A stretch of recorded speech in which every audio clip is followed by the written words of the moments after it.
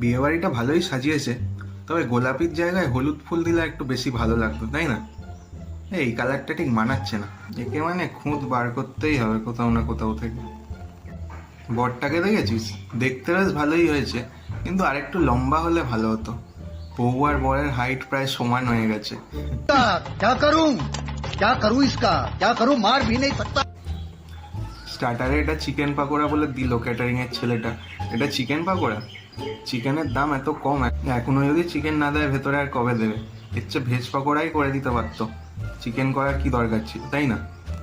হ্যাঁ, ভেতরে চিকেন নেই বলে 25টা পাকোড়া অলরেডি খেয়ে নিল। ভালো ভালো। মেন কোর্সগুলো দারুণ করেছিল, কিন্তু মেন কোর্সটা ভালোই করেছে, তবে ফ্রাইড রাইসের সাথে মটন কষাটা ঠিক জমে না। বাসন্তী পোলাও করতো বেশ, বাসন্তী পোলাও আর মটন, তাহলে একদম জমে যেত। আর মটন কষাটায় নুন একদম হয়নি, আর একটু নুন দিলে ভালো হতো। আর তোকে না বিয়ে বাড়িতে না ডাকলে ভালো হতো, জানিস?